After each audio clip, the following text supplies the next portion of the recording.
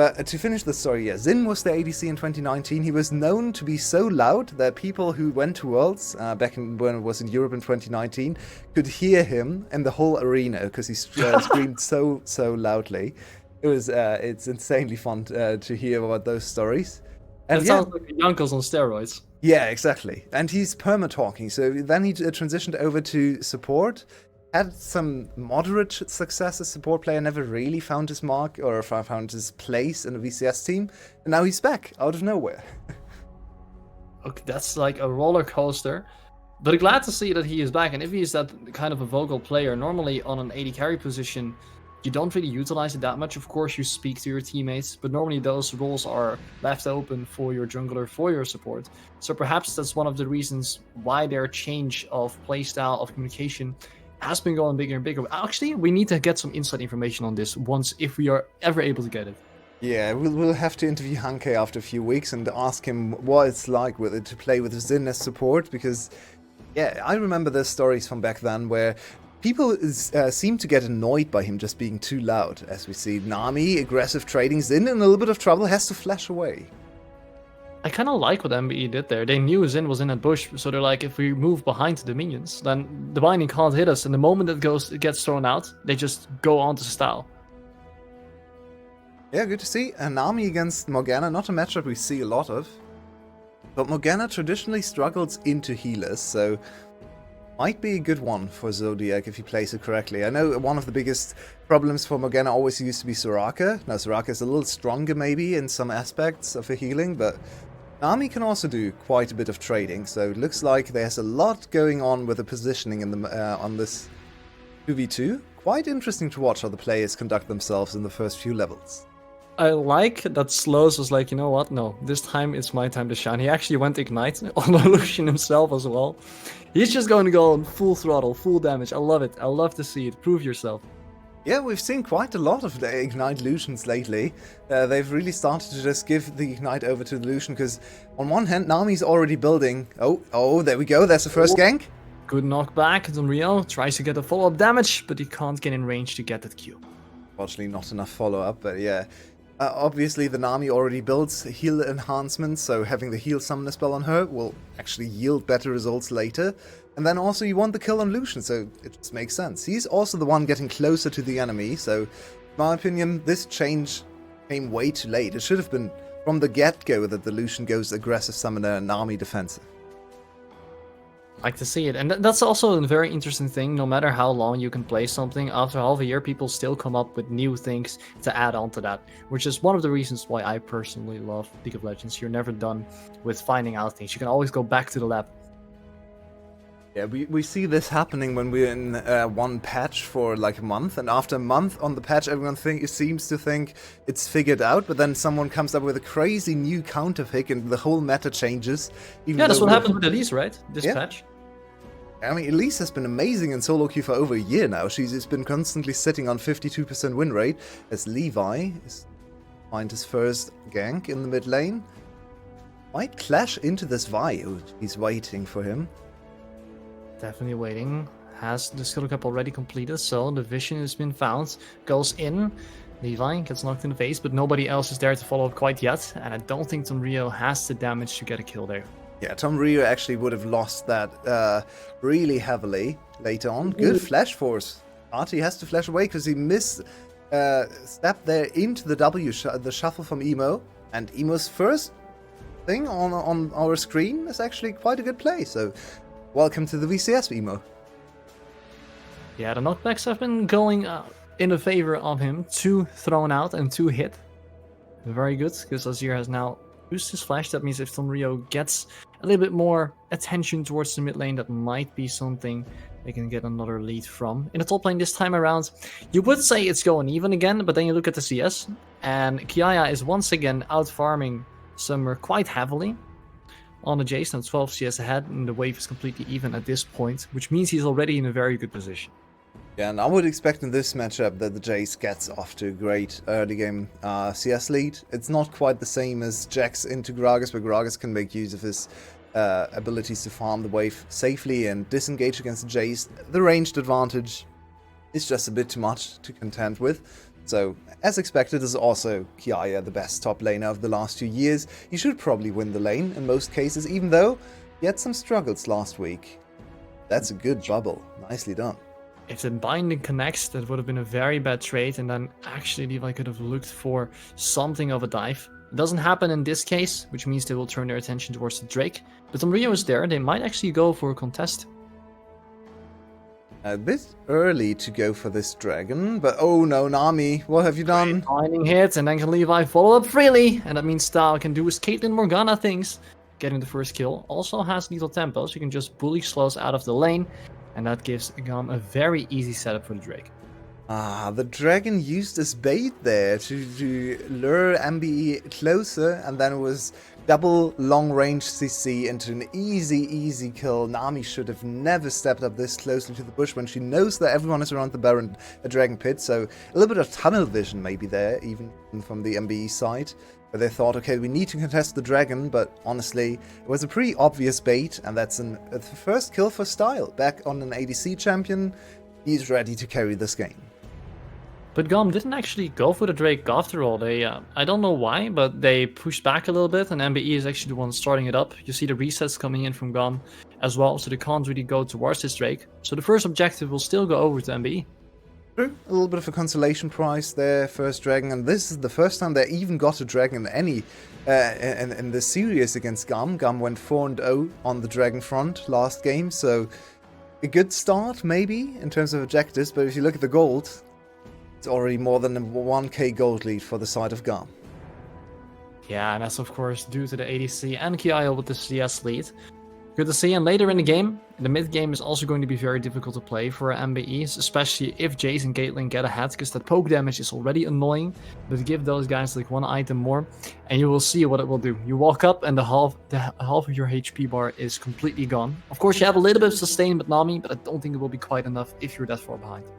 And the Lucian meta has evolved over time, but a lot of Lucians still like to go for this early serrated Dirk. Gives the lane pressure, is very strong first half item spike, but the problem with going the serrated Dirk is it delays your 2 item power spike, which is now one of the strongest points in the game, especially if you go for the 2 big items, if you go Navori's second item or something. So I'm not entirely sure if you really can afford to go serrated Dirk in this situation where you're already behind, where the enemy ADC is out farming you, is pressuring you under tower, and got the early kill. So a little bit questionable on Slow's side there, his itemization choice.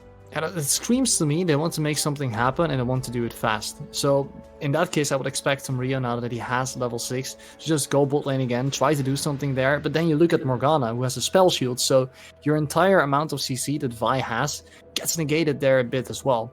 So I hope to see that they are going to push there, but they need to do something, because at this point every lane is losing. Yeah, and MBE at least survived the first Herald this time. Last time they kind of threw the game with the first fight of the game around the Herald, but as you just said, they are bleeding out so much gold in every single position. Look at that, 2k gold lead with just one kill to the name of GAM. It's reminiscent of the very first game of the day, where Wales got up to a 5k gold lead when the kill score was 1-1. So this seems to be the new VCS meta, at least in some of the games, and GAM is certainly capable of playing the slow style, bleeding out the opponent, just choking them out one after the other. They're very comfortable in this position. Lovely to see, with the Rift Heralds secured as well, so they can even accelerate the lead more and more. Doesn't mean that this is quite over just yet, because like we've stated multiple times as well, games are easier to lose in the mid game if you make a mistake or two. In the Benelux, we even have the Benelux Baron now dubbed, because every game gets flipped and lost with that Baron buff. So let's hope that doesn't happen here, because that's a curse I wouldn't like to give you guys. And 10 minutes in, MBE, we talked about them trying a different approach. If we go back to our discussion in between the games and in the first game pauses, we thought about the mid lane being either more range or more agency. They kind of got the best of both worlds, if you're honest, like, right? Talia has agency and a lot of range, so and they actually brought in an entirely new player, so they even went above and beyond what we thought they would do. Hasn't really done much in this game, but she's finally hit that all-important level 9. She's a real champion now and can clear waves very quickly. Yeah, I feel like he isn't really playing bad either or something. He's just a little bit invisible. There were 2 or 3 moments that we saw where the skill shots that needed to be hit actually hit. But this time around, he can actually have some impact because he is going down, has the Weaver's Wall to find a possible engage. Tomrio's the first one to get hit by it. The knockback gets pulled down, and the ult gets finally pulled off. Zin goes golden, but no one from MBE can follow up. Style is just re-hitting with the lethal tempo. Okay, Style! Forward, double kill from him, and now Zodiac is all left alone. The bubble connects, but Zodiac knows his end is coming, because with the lethal tempo, he just needs one hit on the face. Levi, oh, he's placing the Herald as well. Emo tries to back up his team. Nami goes there, heals him up. Style needs to dodge the bubble. My god! Finally gets smacked. That's the 3rd kill. Is he gonna get 4? That's an unofficial quadra kill in 11 minutes. Incredible, what a bot lane performance, and Style showing up. He looked at Hankei in between those games and was like, seriously, Ziggs? You're giving me Ziggs? Okay, I want to carry the next game, and carry he did. 4-0 on the Caitlyn, and not just last hitting, actually stepping up, perfect auto spacing there, chaining his auto attacks and traps together, but beautifully done. Style just knowing exactly what to do. Very good Caitlyn combos as well. Just look at him flash forward here with the Q, with the confidence to know he did have the damage. Just good to see. And Style just chasing down Zodiac. Zodiac didn't think he would go down this quickly, but Style with the lethal tempo as he sat on the play is way too strong.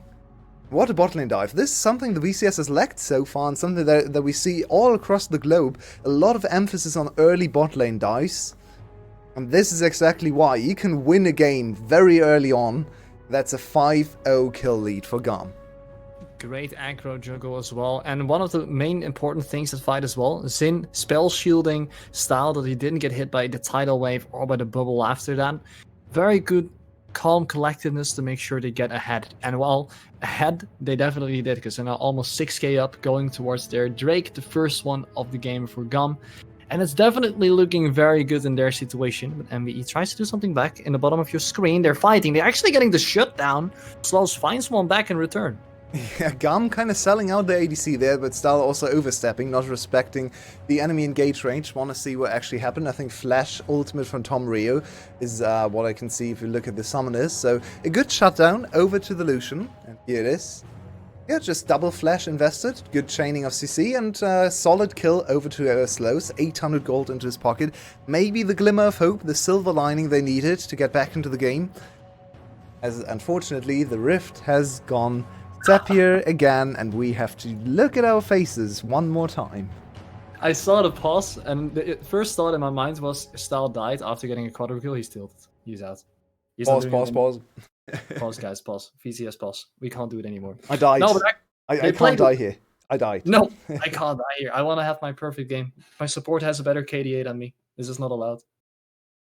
Yeah, unfortunately, this series has been plagued by pauses. Hopefully, it's not going to be too big of an issue. Something seems to be going wrong with the computers or something else on stage for this whole series, so not too surprising, but let's just hope we're going to get it over with quickly, because honestly, the game is already in a dire state for the side of MBE.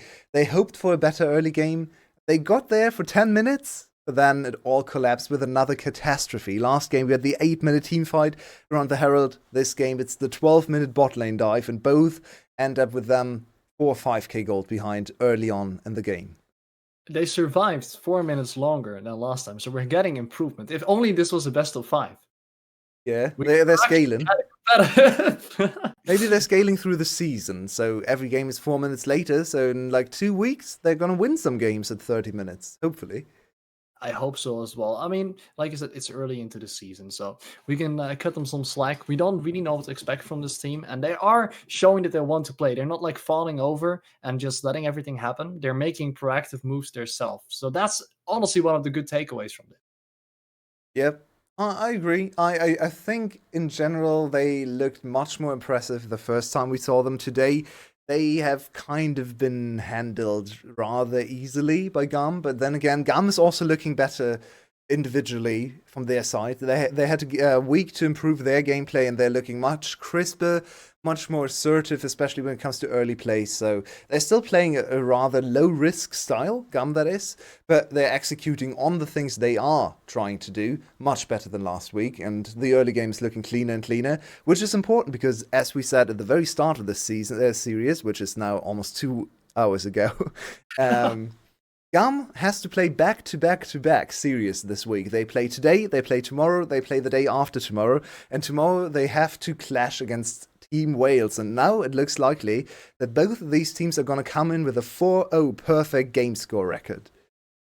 That sounds very fun, and that's not the least amount of things as well, because after that they play against Cerberus, who is at this moment in time also undefeated. So they might actually have a really tough 2 matches coming up. What do you think about those matchups after the series? Yeah, I'm so excited now to see Wales against GAM. After what GAM has shown today, do I predict GAM there? Honestly, Wales looked very similar. They might have been scrimming early on in the season. Probably not right now because they're playing each other this week. So it's unlikely they scrimmed against each other this week. But if you consider B on Wales and GAM, they probably still, if there was not a big fight between those two entities, they probably organized scrims against each other. So it's not too surprising to see both of these teams looking similar. Just by pedigree of players, especially if you look at the ADC, I would probably still favor GAM, but it could go either way. Killer Queen has looked sharp, Glory has had amazing series, and Nagia especially. The surprise maybe from last year, the top laner that slowly has gotten better and better and better, always under the radar, and suddenly one of the best top laners in the league. Tomorrow he can prove everyone wrong. I smell a contradiction, because I don't remember if it was in between games or it was just before, but you actually predicted GAM being second this split. Who do you think then actually is going to be first, and is that one of those teams they're facing? No. I'm a big Saigon Buffalo believer. I always predicted Saigon Buffalo, and they started horribly, so they're not gonna.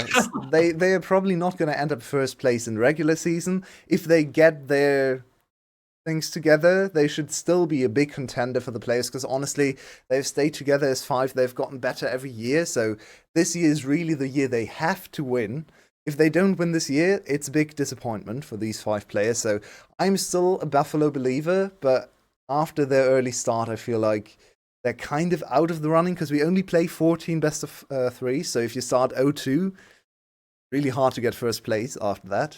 I feel like it could be GAM again. It could be Wales, but Cerberus is in the running too. And the thing is, they only lost 2-1 against Team Secret, and they lost 2-1 against Cerberus Esports. So it's not like they're falling over, right? It's not like, hey, we don't know what's happening, we can't win games anymore. They have won games already, so there might still be good things coming in the future for them. So don't think the general consensus should be all too negative about them just yet. Yeah, it's just this team is usually a very slow starter. Last time they started the split 0-4, 1-4, and then came back in second place anyway. So it's not too surprising. I was actually talking about this at the very first series of the split, which featured Saigon Buffalo last Friday. Buffalo against Secret. They played an incredible first game. They actually looked unbelievably good. Very clean, very assertive, super strong from start to finish. And then it really just went away from them with all the pauses there to sit on stage for more than an hour without playing a single minute of game. And it seemed like that affected them a little bit more than Secret. We don't know. It's a little bit of a conjecture there. Then against Cerberus, they took a step back, I have to admit. Froggy looked kind of rough. Shogun and Taki not quite up to snuff, but especially the top side of Beanjay and Hasmid not bringing their top level, which is always scary to see.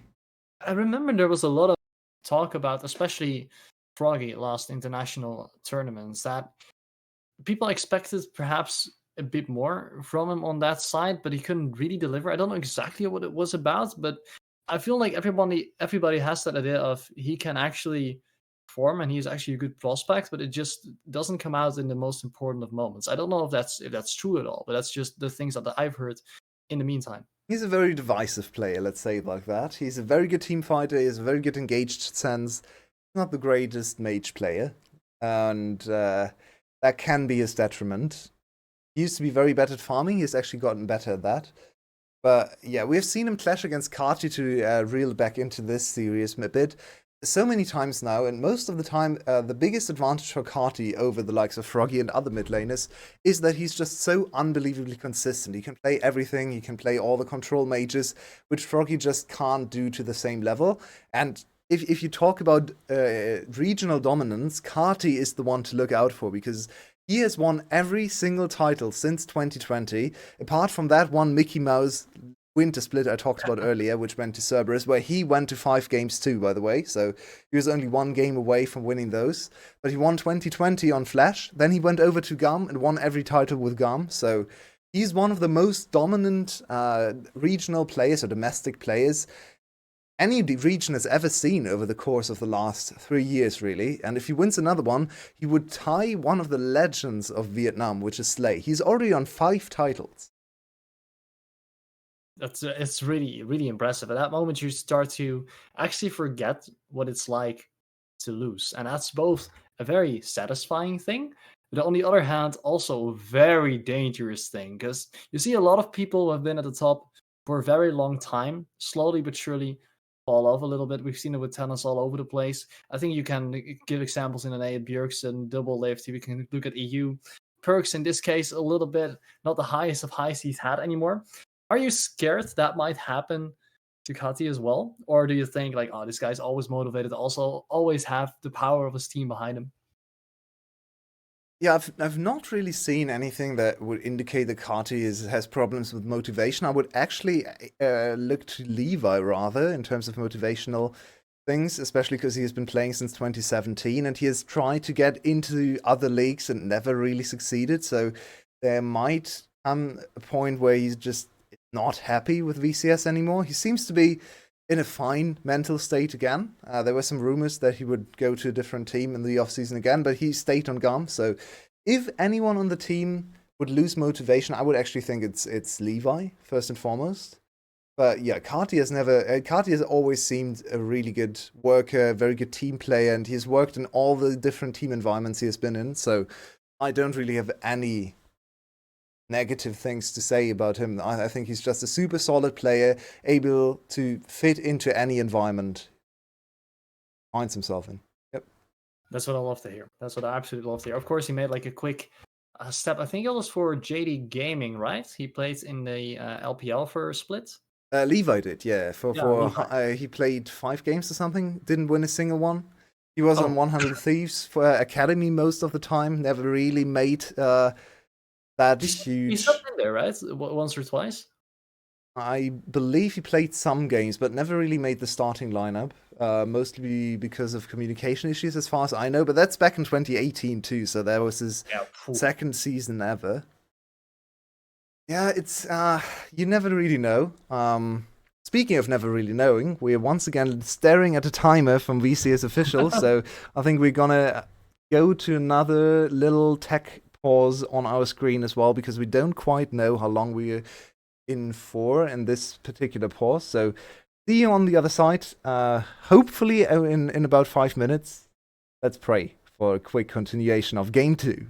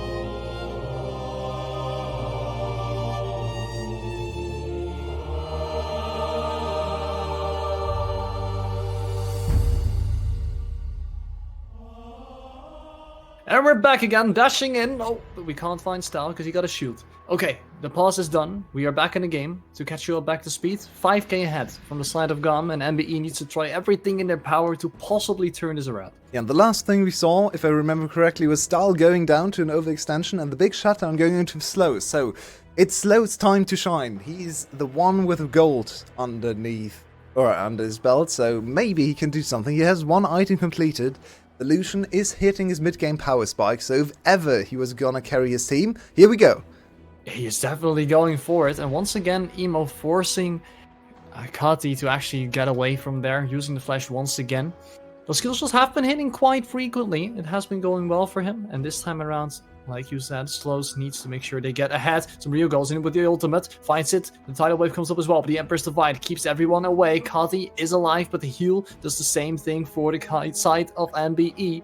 And in the end, no one dies there. And Tom Sonic, I feel like we've seen this before, and so in the first game we saw MBE play.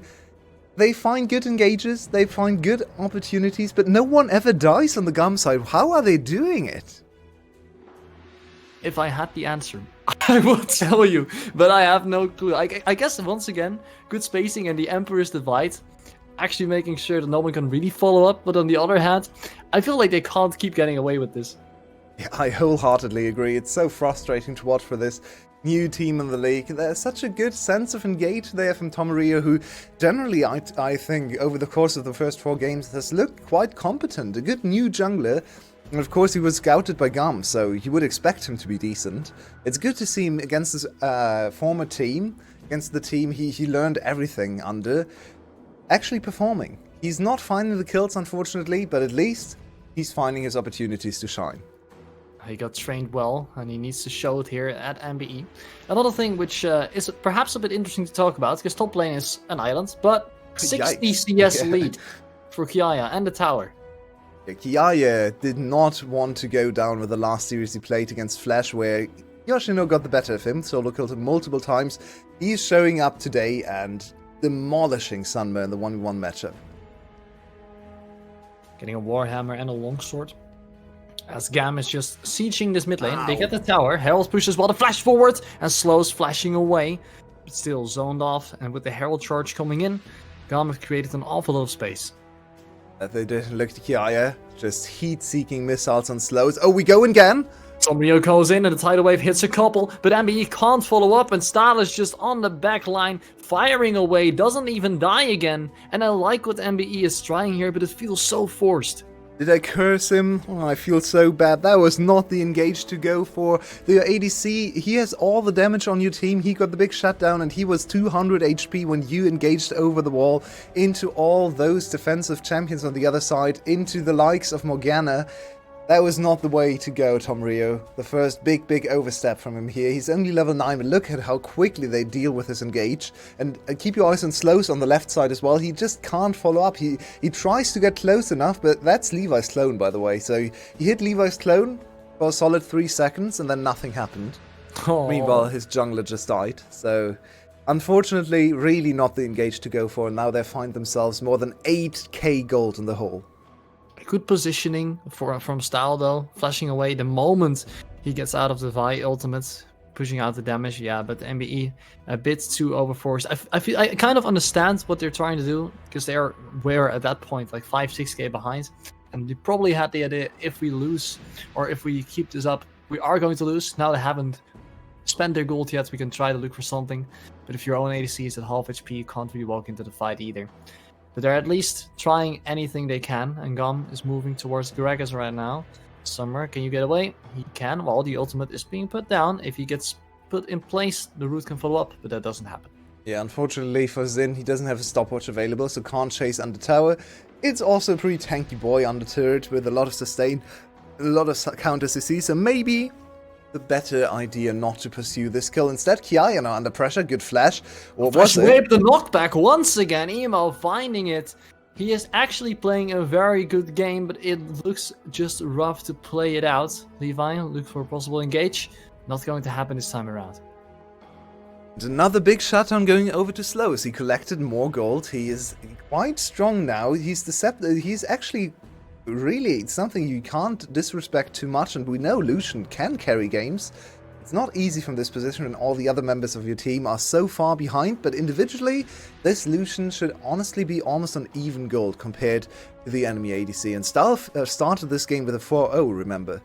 Here we can see a good shuffle from Emo, looking decent in his first game on stage. That's 700 gold into the pockets of Slows. Let's see what items he could buy with that small little gift from Kiaya.